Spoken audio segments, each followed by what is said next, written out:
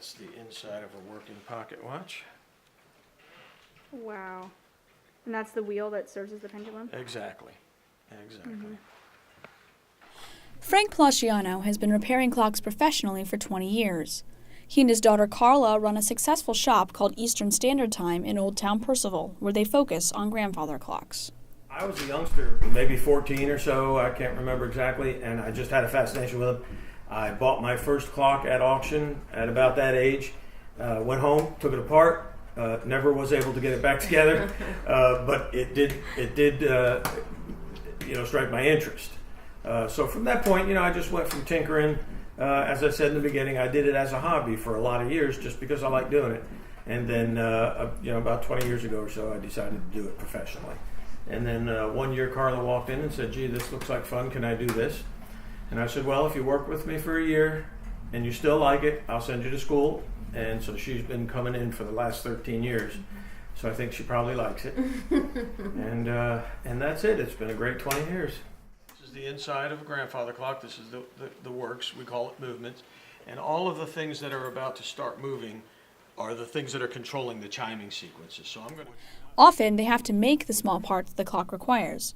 Sometimes the clock must be disassembled for cleaning, polishing, and repair. Now, I have separated this clock. We polish pretty much everything we can get to. The plates, the main gears, the little wheels. It's not easy work. In fact, it can be downright tedious and frustrating. Frank and Carla work with tiny parts day in and day out, many of which are customized to the clock. This is the inside of a wristwatch I'm working on. And there's probably 85 to 110 parts in there, and they all come apart. It disassembles down to the tiniest screw. Oh my Gets goodness. run through a cleaning machine and then put back together. Yes, we spend a lot of time looking for parts on the floor. Since each clock is unique, every day at work presents a new puzzle, and while this creates lots of variety, some clocks are quite challenging to figure out. With complicated and stubbornly unfunctioning clocks, the clockmakers must fix them by good old-fashioned trial and error. Somebody that comes in here fresh out of school and wants to work, I give them 5 years before I feel comfortable giving them any job that comes through the door. And I've had a couple of people come in here for a while, and they have this idea that clockmaking is a very relaxing, very fun thing to do. And it can be, but it can also be very frustrating when the clock doesn't cooperate. And I've had a couple guys go, "You know what? I thought I'd like to learn this, and I don't want to, because it's not fun." It's very frustrating. It You can have be. to have a lot of patience. The process is rewarding, however.